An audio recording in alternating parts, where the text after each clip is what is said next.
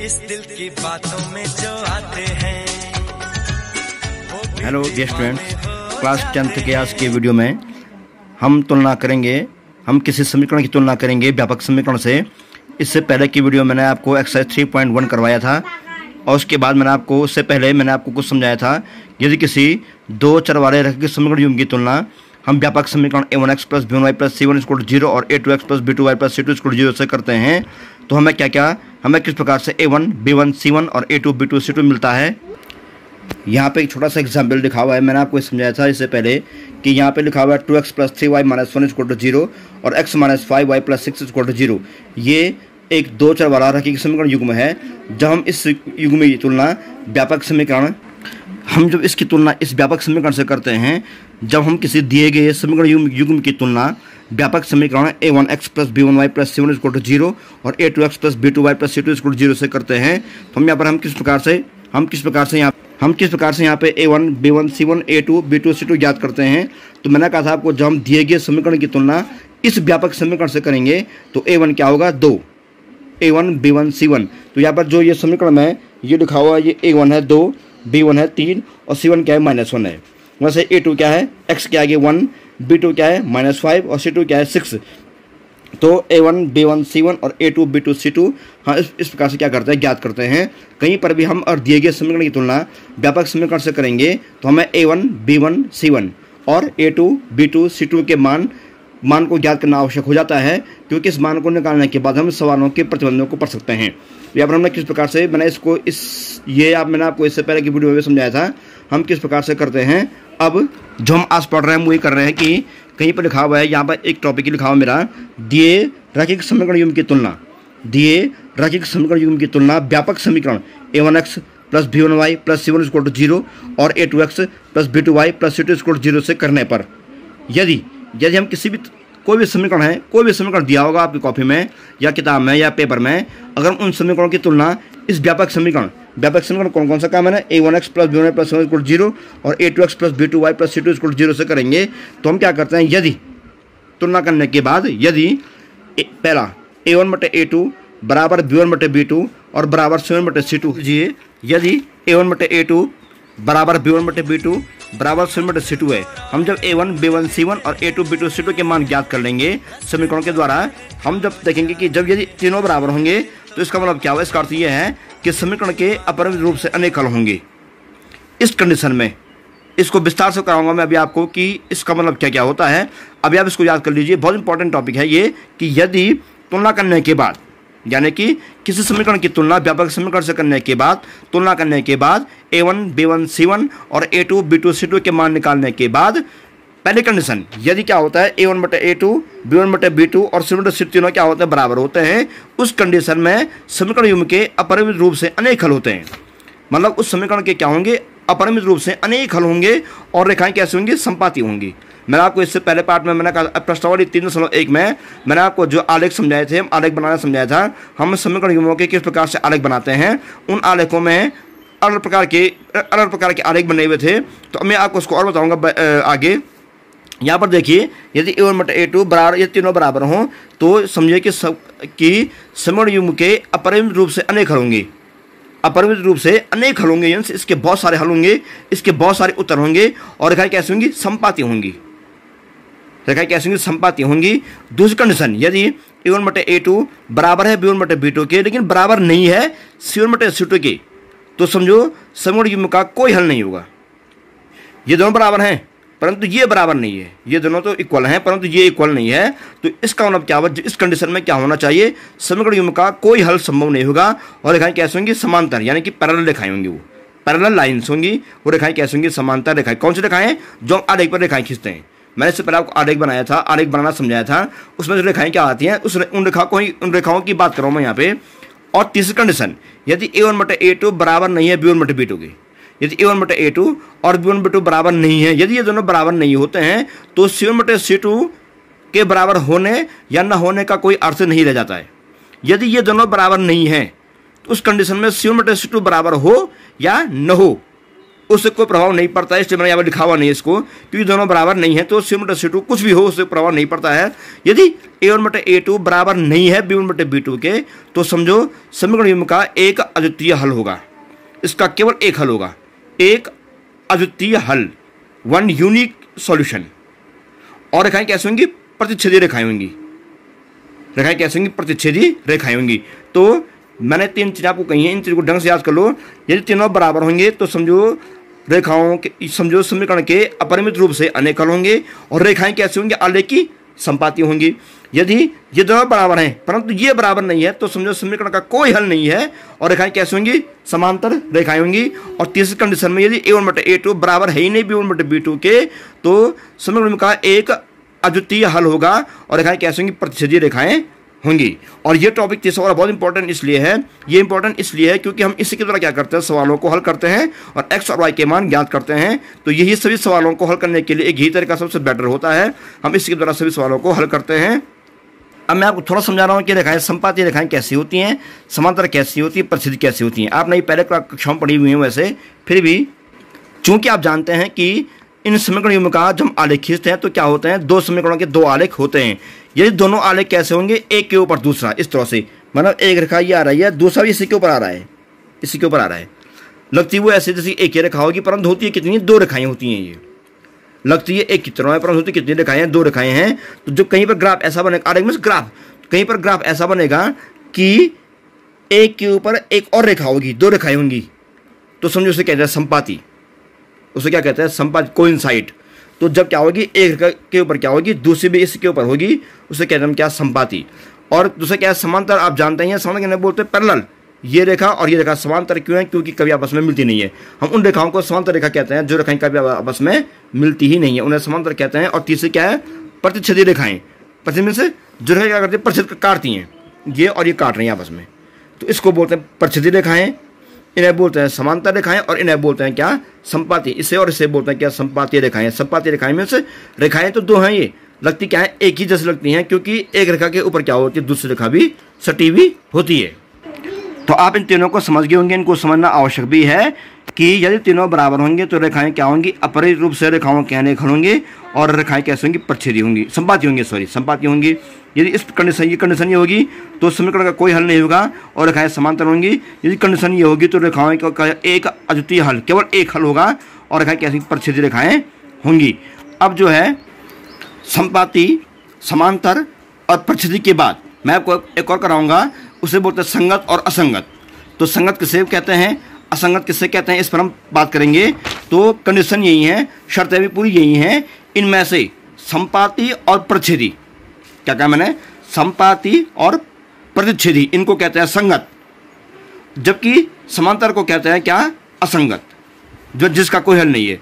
तो समझिए मैं आपको कहना चाह रहा हूं, अगर संगत और असंगत पहचानने की बात आएगी, जहाँ पर संगत और असंगत की बात आएगी कि संगत किसे कहते हैं, असंगत कौन है, या संगत असंगत को पहचानिए, आप यही करेंगे, पूरे इन्हीं को निकालेंगे। इनमें से यदि ये आएगा पहला वाला A1 बटे A2 बराबर B1 बटे B2 बराबर C1 बटे C2 कि इसके अनेक हल हैं और रेखाएं संपाती हैं, तो इस कंडीशन को क्या कहते हैं? संगत कहते हैं। और लास्ट A1 बटे A2 बराबर नहीं है B1 बटे B2 के, इसको भी क्या कहते हैं?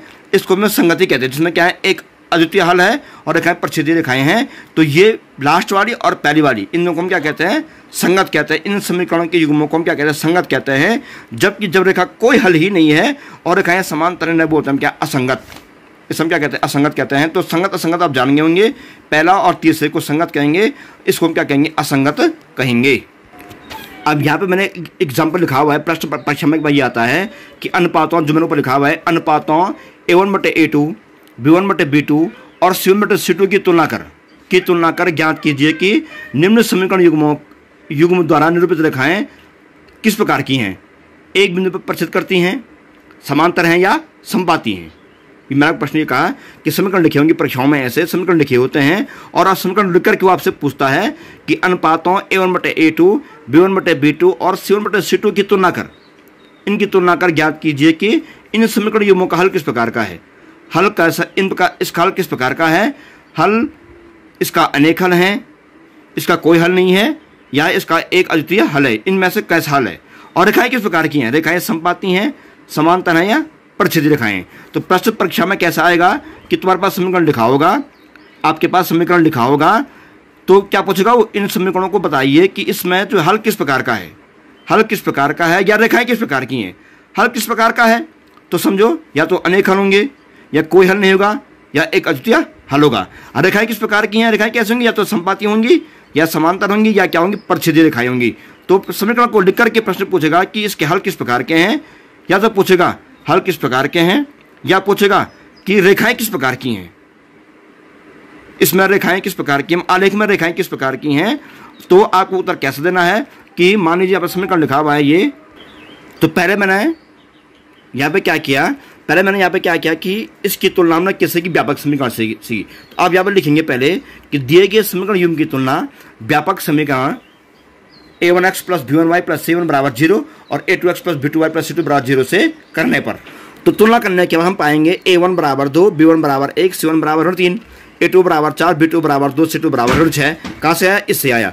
a1 आ गया ये 2 वाला, a1 b1 आ गया जो एक y का गुणांक है 1 और c1 क्या गया 3, फिर a2 क्या गया 4, b2 क्या गया 2 और c2 क्या गया 6। तो ये आ गया a1 b1 c1 a2 b2 c2। हम अब देखेंगे कि वास्तव में हम ये प्रयोग करेंगे, ये वाले प्रयोग करेंगे। हम a1 बटे a2 का मान निकालेंगे, हम b1 बटे b2 का मान निकालेंगे, हम c1 बटे c2 का मान भी निकालेंगे और देखेंगे तीनों मान किस प्रकार के हैं। तीनों मान बराबर आ रहे हैं कि केवल दो ही मान बराबर आ रहे हैं कि ये दोनों बराबर नहीं आ रहे हैं। तो हम देखेंगे इनमें से किस कंडीशन में कौन सी कंडीशन यहाँ पर अप्लाई इस समीकरण में अप्लाई हो रही है। तो हम देखेंगे, देखिए मैंने यहाँ पर निकाल दिया तीनों। हमने पहले क्या लिखना है कि इसको a1 b1 c1 a2 b2 c2 के मान लिखने के बाद हम करेंगे केवल a1 बटे a2, केवल एक, इनमें से केवल एक लेंगे आगे वाला। a1 बटे a2 कितना आया वो 2 बटे 4, यहाँ 2 बटे a1 है 2, a2 है 4, 2 बटे 4। ये कट रहा है, काटना भी आवश्यक है। 2 कम 2 2 दूनी 4, ये कट गया। 2 कम 2 2 दूनी 4। अगला है b1 बटे b2, तो इसको ये नहीं कट रहा है, इसको b1 बटे b2 ही रहने दीजिए। तीसरा क्या है c1 बटे c2, ये कितना आ रहा है 3 कम 3 3 दूनी 6, 3 कम 3 3 दूनी 6 और माइनस माइनस क्या हो गया प्लस हो गया। तो देखिए a1 बटे a2 कितना है 2/4 आया था, काट के आया 1/2, b1 बटे b2 1/2 और c1 बटे c2 काट के आया 1/2। तो आप देख रहे हैं यहाँ पे कि a1 बटे a2 भी 1/2 है, b1 बटे b2 भी 1/2 है और c1 बटे c2 भी क्या है 1/2 है। तीनों क्या है बराबर है। तो यानी कि ये कंडीशन पहले आ गई कि तीनों बराबर हैं। तो देखो यहाँ पर भी देखिए कि तीनों आ रखे हैं बराबर। a1 बटे a2 भी आ रखा 1/2, b1 बटे b2 भी आ रखा है 1/2 और c1 बटे c2 भी आ रखा है 1/2। चूंकि यहाँ पर तीनों बराबर हैं तो इसका हल किस प्रकार का होगा, इसका हल कैसे होंगे, इस समीकरण के अपरिमित रूप से अनेक हल होंगे और रेखाएं कैसे होंगी, समपाती होंगी। यदि वो हल पूछता है तो आप क्या लिखेंगे, यदि वो हल पूछता है तो आप लिखेंगे समीकरण के अपरिमित रूप से अनेक हल हैं। और यदि वो रेखाएं पूछता है तो आप कहेंगे रेखाएं कैसी है, समपाती हैं। तो जो आपसे पूछे वो आप वही आंसर दीजिए। यदि वो पूछेगा कि इस समीकरण के कितने हल हैं तो आप लिखेंगे समीकरण के अपरिमित रूप से अनेक हल हैं। यदि वो पूछता है कि रेखाएं किस प्रकार की तो आप कहेंगे रेखाएं कैसी हैं, समपाती हैं। तो यहाँ पर कंडीशन कौन सी आ रखी है, पहली कंडीशन आ रखी है, हमने देखा कि a1 बटे a2 b1 बटे b2 और c1 तीनों क्या है बराबर है। तो हम यहाँ पर लिखेंगे, हमने यहाँ पर ये लिख दिया है, चूंकि यहाँ पर देखिए तीनों आए बराबर आए थे, a1 बटे a2 b1 बटे b2 और c1 बटे c2 तीनों बराबर आए थे। तो हमने यहाँ लिख दिया चूंकि a1 बटे a2 बराबर b1 बटे b2 बराबर c1 बटे c2 है, इसलिए समीकरण युग्म के अपरिमित रूप से अनेक हल होंगे और समीकरण युग्म द्वारा निर्मित रेखाएं समपाती होंगी या समपाती हैं। तो मैंने आपको पूरा लिखना है। आपको लिखना कैसा है, यदि वो हल के बारे में पूछता है कितने हल हैं तो आप लिखेंगे समीकरण युग्म के अपरिमित रूप से अनेक हल हैं। यदि वो पूछता है कि रेखाएं किस प्रकार की तो आप लिखेंगे समीकरण युग्म के द्वारा निर्मित रेखाएं समपाती हैं। आपको दोनों नहीं लिखना है, आपको केवल वो लिखना है जो आपसे पूछेगा। यदि वो हल के बारे में पूछता है, अगर पूछता है कि कितने हल हैं तो आप क्या लिखेंगे, चूंकि a1 बटे a2 बराबर b1 बटे b2 बराबर c1 बटे c2 है, इसलिए समीकरण युग्म के अपरिमित रूप से अनेक हल हैं। बस इतना आएगा। और यदि वो आपसे पूछता है कि इसकी रेखाएं किस प्रकार की हैं, मतलब इसके द्वारा निरूपित रेखाएं किस प्रकार की हैं, तो आप लिखेंगे चूंकि a1 बटे a2 बराबर b1 बटे b2 बराबर c1 बटे c2 है, इसलिए समीकरण युग्म द्वारा निरूपित रेखाएं समपाती हैं। हल पूछेगा तो हल वाला लिखिए, रेखाएं पूछेगा तो रेखाओं के बारे में लिखिए। जब आपसे पूछता है उसके के बारे में लिखिए। तो मैंने आपको प्रश्न समझाया है, ये प्रश्न परीक्षा में कई बार आता है। अब एग्जाम्पल नंबर दूसरा है, जैसे ये एग्जाम्पल है एग्जाम्पल नंबर 2 और प्रश्न यही पूछा गया है कि निम्न समीकरण में बताइए कि अनुपातों a1 बटे a2 b1 बटे b2 और c1 बटे c2 की तुलना कर ज्ञात कीजिए कि निम्न समीकरण युग्म द्वारा निर्मित रेखाएं किस प्रकार की हैं। या निम्न समीकरण युग्म के हल किस प्रकार के हैं। तो कई पूछता है हल किस प्रकार के हैं, कई पूछता है रेखाएं किस प्रकार की हैं। तो हम देखेंगे यहाँ पे हम पहले क्या करेंगे, इसकी तुलना किससे करेंगे, व्यापक समीकरण a1x plus b1y plus c1 equal to 0 और a2x plus b2y plus c2 बराबर 0 से करेंगे। तो व्यापक रूप से तुलना करने के बाद हमने देखा कि a1 b1 c1 a1 आ गया 6, यहाँ देखिए a1 आ गया 6, b1 क्या आ गया -1, माइनस y क्या है, क्या है 1 है, -1, c1 कितना आ गया 2, a2 कितना है 2, b2 कितना है 3 और c2 कितना है -1, -1 है। तो a1 b1 c1 a2 b2 c2 ये आ गया है। तो a1 b1 c1 a2 b2 c2। अब आप चेक कीजिए a1 बटे a2 को, b1 बटे b2 को और c1 बटे c2 को। तो हम चेक करेंगे यहाँ पे a1 बटे a2। तो देखिए a1 कितना है 6, b1 a1 कितना है 6, a2 कितना है 2। हम लोग a1 बटे a2 यानी कि 6/2 देखिए कितना है बराबर 2 3 6, काटना आवश्यक है। यदि कहीं भिन्न हम काट रहे हैं, कट रही है तो भिन्न काटना आवश्यक है। 2 3 6 आ गया। अब देखिए b1 बटे b2 कितना है b1 -1 और b2 कितना है 3, तो यानी कि -1 कितना आ गया 3। ये नहीं कट रहा है, इसको वहीं पे छोड़ दीजिए। तीसरा देखिए c1 कितना आ गया 2 और c2 कितना आ गया -1 कितना आ गया इक्वल टू क्या -2। आप यहाँ पर देख रहे होंगे कौन सी कंडीशन हो रही है, a1 बटे a2 बराबर नहीं है, ये दोनों बराबर नहीं है। मैंने आपको समझाया था यहाँ पे अभी, जब a1 बटे a2 और b1 बटे b2 दोनों बराबर नहीं हो तब c1 बटे c2 का कोई प्रभाव नहीं पड़ता है। c1 बटे c2 तो बराबर हो चाहे ना हो, उससे कोई फर्क नहीं पड़ता है, चूंकि यहाँ पर जो है a1 बटे a2 और b1 बटे b2 बराबर नहीं है। तो यहाँ कंडीशन देखिए कौन सी, ये तीसरी वाली, a1 बटे a2 बराबर नहीं है b1 बटे b2 की। जब दोनों बराबर नहीं है तो c1 बटे c2 बराबर हो या ना हो, मैं आपको बार बार कह रहा हूं, उससे प्रभाव नहीं पड़ता है। तो यहाँ पर आप देखिए दोनों बराबर, पहले बार a1 बटे a2 बराबर नहीं है b1 बटे b2 के। तो यहाँ देखिए, यहाँ पर भी देखिए आप a1 बटे a2 का मान है 3 और b1 बटे b2 का मान कितना है -1/3। तो यहाँ पर दोनों बराबर नहीं है। तो इसमें हम क्या कहेंगे, चूंकि a1 बटे a2 बराबर नहीं है b1 बटे b2 के, इसलिए समीकरण युग्म द्वारा निरूपित रेखाएं कैसे होंगी, समांतर होंगी। अगर रेखाएं पूछेगा तो क्या कहेंगे आप, समीकरण युग्म द्वारा निरूपित रेखाएं समांतर होंगी। यदि हल पूछेगा तो क्या कहेंगे आप, समीकरण युग्म का कोई हल संभव नहीं होगा, इसका कोई हल संभव नहीं होगा। ये देखिए यहाँ पे ये कंडीशन है, ये सॉरी मैंने गलत बोल दिया है, ये थोड़ा गलत हो गया है। यदि a1 बटे a2 बराबर नहीं है b1 बटे b2 के, तो समझिए कि रेखाएं कैसे होंगी। अगर रेखाएं पूछता है तो रेखाएं कैसे होंगी, रेखाएं कैसे होंगी, समीकरण युग्म द्वारा निरूपित रेखाएं प्रच्छेदीय रेखाएं होंगी। और हल कैसे होगा, अगर हल पूछता है तो आप क्या लिखेंगे, एक अद्वितीय हल होगा।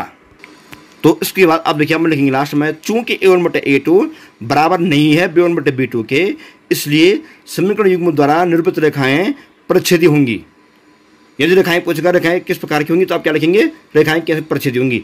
यदि वो पूछता है कि कितने हल होंगे, तो आप क्या लिखेंगे, समीकरण युग्म का एक अद्वितीय हल होगा। तो इसका आंसर आ गया। अब एक एग्जाम्पल और है, एग्जाम्पल नंबर 3।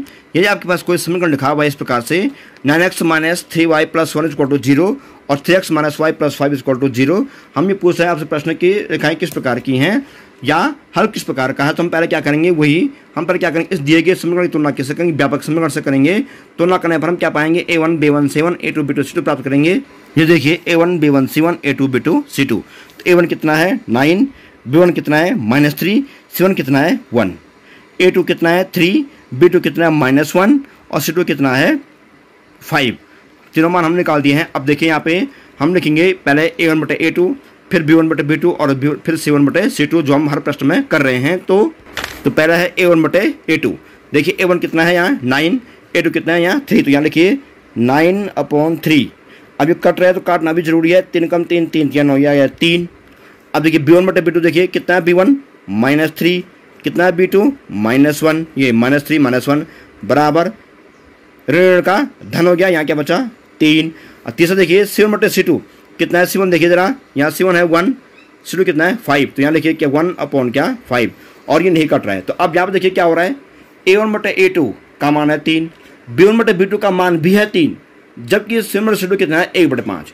तो यहाँ देख रहे हैं आप कि a1 बटे a2 और b1 बटे b2 दोनों क्या हैं, बराबर हैं, जबकि c1 बटे c2 क्या बराबर नहीं है। तो ये कंडीशन कौन सी आ गई, ये दूसरी वाली, a1 बटे a2 और b1 बटे b2 दोनों क्या है, बराबर हैं, जबकि c1 बटे c2 बराबर नहीं है। तो इसमें क्या कहेंगे आप, चूंकि a1 बटे a2 बराबर b1 बटे b2 पर बराबर नहीं है c1 बटे c2 के, तो अगर पूछेगा हल किस प्रकार के हैं, तो हम कहेंगे कि समीकरण का कोई हल संभव नहीं है। यदि पूछता है कि रेखाएं किस प्रकार की है, तो आप क्या कहेंगे, इसके द्वारा निरूपित रेखाएं समांतर रेखाएं हैं। देखिए यहाँ पे हमने लिख दिया है, यहाँ पे A1 बटे A2 B1 बटे B2 दोनों बराबर हैं, जबकि C1 बटे C2 बराबर नहीं है, वो क्या है 1/5 है। तो चूंकि A1 बटे A2 बराबर B1 बटे B2 बराबर नहीं है C1 बटे C2 के, इसलिए समीकरण युग्म द्वारा निरूपित रेखाएं समांतर हैं तथा समीकरण युग्म का कोई हल संभव नहीं है। तो मैंने आपको लिखना है जो प्रश्नों से परीक्षा में पूछा हुआ हो, अगर वो पूछता है कि रेखाएं किस प्रकार की हैं तो आप क्या लिखेंगे, समीकरण युग्म द्वारा निरूपित रेखाएं समांतर हैं, बस इतना लिखेंगे। यदि वो पूछता है कि इसके हल किस प्रकार के हैं तो आप लिखेंगे चूंकि A1 बटे A2 बराबर B1 बटे B2 पर बराबर नहीं है C1 बटे C2 के, इसलिए समीकरण युग्म का कोई हल संभव नहीं है। तो मैंने आपको यहाँ पर तीनों के एग्जाम्पल बताए, एक एग्जाम्पल क्या मैं किस प्रकार इनको समझना है, किस प्रकार से इनको करना है, ये बहुत इंपॉर्टेंट चीज़ें हैं। तो आप आज क्या करेंगे, फिर कभी मैं इसको उतारेंगे पूरा यहाँ तक, यहाँ से करके दिए रखिए समीकरण की तुलना, यहाँ से उतारेंगे आप पूरा कहाँ तक, यहाँ तक। तो आप पूरा उतारेंगे, इसको उतारेंगे कॉपी में, क्योंकि ये बहुत आवश्यक है। आपको इसको याद भी करना है कि हल किस प्रकार के हैं प्रत्येक कंडीशन में। तो इसको याद करने के बाद, इसको उतारने के बाद फिर कॉपी में इसको याद करना, और उसके बाद एक्सरसाइज 3.2 में प्रश्न नंबर 1 को छोड़ दीजिए, 1 को मैं आपको बाद में कराऊंगा। पहले आपको क्या करना है, प्रश्नावली 3.2 से प्रश्न नंबर 2 करना है आपको, कि 2 किस प्रकार से करना है, वही जो मैं आपको समझाया है अभी, जो मैंने आपको कराया था सेम वही प्रश्न है ये। अनुपातों A1 बटे A2 B1 बटे B2 और C1 बटे C2 की तुलना कर ज्ञात कीजिए कि निम्न समीकरण द्वारा निरूपित रेखाएं, ये क्या पूछ रहा है, रेखाओं के बारे में पूछ रहा है कि रेखाएं एक बिंदु पर प्रतिच्छेद करती हैं, समांतर हैं अथवा समपाती हैं। तो यहाँ प्रश्न हल नहीं पूछा हुआ है, क्या पूछा, रेखाएं पूछा हुआ है। तो देखिए यहाँ पर प्रश्न ये लिखा है, 1 2 3 प्रश्न लिखे हुए हैं। पहला है 5x - 4y + 8 = 0, 7x + 6y - 9 = 0। तो A1 B1 C1 जो मैंने आपको समझाया था, A1 है 5, B1 है -4, C1 है 8, A2 है 7, B2 है 6, C2 है -9। तो A1 बटे A2 लिखेंगे पहले आप, जो मैंने अभी आपको कराया था। A1 बटे A2 कितना है 5/7, फिर लिखेंगे B1 बटे B2 -4/6, उसको काट के देना, फिर C1 बटे C2। तो आप यहाँ पर देख रहे होंगे A1 बटे, पहले प्रश्न में A1 बटे A2 और B1 बटे B2 दोनों बराबर नहीं है, दोनों बराबर क्या नहीं है। तो रेखाएं किस प्रकार की होंगी, हम लिखेंगे चूंकि A1 बटे A2 बराबर नहीं है B1 बटे B2 के, इसलिए समीकरण युग्म द्वारा निरूपित रेखाएं कैसे होंगी, प्रतिच्छेदी होंगी, क्योंकि यहाँ पर A1 बटे A2 बराबर नहीं है B1 बटे B2 के। दूसरा A1 है 9, B1 है 3, C1 है 12, फिर A2 है 18, B2 है 6, C2 है 24। तो पहले लिखेंगे A1 बटे A2 यानी कि 9 बटे 18 कितना हुआ, 1/3 आ गया, काट के काटना भी है इसको, 1/3 आ गया। फिर लिखेंगे B1 बटे B2 बराबर 3.6, ये आ गया क्या 1/3, ये भी आ गया, सॉरी ये आ गया 1/2, हाँ ये आ गया 1/2, ये भी आ गया 1/2, और ये भी आ रहा है C1 बटे C2 भी आ रहा है क्या 12/24 यानी कि 1/2। A1 बटे A2 भी आया 1/2, B1 बटे B2 भी आया 1/2, और C1 बटे C2 भी आया क्या 1/2। यहाँ पर कौन सा है, तीनों बराबर हैं। चूंकि A1 बटे A2 बराबर B1 बटे B2 बराबर C1 बटे C2 है, इसलिए समीकरण युग्म द्वारा निरूपित रेखाएं समपाती हैं, क्योंकि यहाँ पर तीनों क्या है, बराबर हैं। प्रश्न तीसरे में 6x माइनस जो भी है, A1 बराबर 6, B1 बराबर -3, C1 बराबर 10, A2 बराबर 2, B2 बराबर -1, C2 बराबर क्या 9। तो A1 बटे A2 बराबर 6/2 बराबर क्या 3, B1 बटे B2 बराबर 3/1 बराबर वो भी आया 3, और C1 बटे C2 बराबर क्या है 10/9। तो यहाँ पर आप देख रहे होंगे A1 बटे A2 और B1 बटे B2 दोनों बराबर हैं, परंतु C1 बटे C2 बराबर नहीं है। तो कंडीशन कौन सी है, दूसरी बार जो मैंने आपको समझाई थी कॉपी में, चूंकि A1 बटे A2 बराबर B1 बटे B2 पर बराबर नहीं है C1 बटे C2 के, इसलिए समीकरण युग्म द्वारा निरूपित रेखाएं कैसे होंगी, समांतर रेखाएं होंगी। तो यहाँ पर आप तीनों को फिर कॉपी में करेंगे, जैसे मैंने आपको समझाया था अभी। प्रश्न नंबर 2 के बाद प्रश्न नंबर 3 भी करेंगे आप, 3 में सेम वही करना है। यहाँ पर देखिए मैंने आपको कुछ कहा था इससे पहले, तीसरा लिखा हुआ है अनुपातों A1 बटे A2 B1 बटे B2 और C1 बटे C2 की तुलना कर ज्ञात कीजिए कि निम्न रैखिक समीकरणों के युग्म संगत हैं या असंगत। तो मैंने आपको अभी समझाया था संगत हैं या असंगत। मैंने आपको ये कहा था कि जिसके कई हल होते हैं संपाती वाला, और जिसका एक अद्वितीय हल है प्रतिच्छेदी वाला, ये दोनों क्या होते हैं, संगत कहलाते हैं। जबकि जिसका कोई हल नहीं है यानी कि पैरेलल लाइन, ये क्या कहलाता है, असंगत कहलाता है। तो आपको ऐसा ही वही करना है, यदि पहला वाला और तीसरा वाला कंडीशन आएगी तो आप लिखेंगे संगत है, और दूसरा आप लिखेंगे क्या असंगत है। तो तीसरे प्रश्न में करेंगे आप, फिर कॉपी में इसको भी दूसरा तीसरा करेंगे, फिर कॉपी में यहाँ भी आप वही करेंगे। A1 B1 C1 A2 B2 C2, A1 है 3, B1 है 2, C1 है 5, A2 है 2, B2 है 3 और C2 है क्या 7। तो देखेंगे इसमें ये कौन सा आ रहा है, ये आ रहा है कौन सा वाला कि A1/A2 बराबर नहीं है B1/B2 के, इसलिए समीकरण युग्म का एक अद्वितीय है और समीकरण युग्म संगत हैं। तो ये कौन सा वाला है? संगत वाला है। चूंकि एक हल है वो भी संगत है, कई हल हैं वो भी संगत है, और कोई हल नहीं है उसे हम असंगत कहेंगे। तो आप प्रश्न नंबर 2 को भी तीसरा भी कर देना। तो आज आपका फिर काम ये रहेगा कि आपको पहले क्या करना है, फिर कॉपी में इसको पूरा उतारना है, फिर कॉपी में। उसके बाद आपको ये एग्जाम्पल जो मैंने कराया था ये नहीं करना है आपको। इसको उतारने के बाद आपसे क्या करेंगे, प्रश्न नंबर 302 खोलेंगे। प्रश्न नंबर 302 खोलने के बाद प्रश्न नंबर 1 को छोड़ करके प्रश्न नंबर 2 और प्रश्न नंबर 3 फिर कॉपी में करेंगे। अगले दिन मैं आपको प्रश्न नंबर 4, 5 या जो भी है अगले दिन कराऊंगा। तब तक के लिए गुड बाय।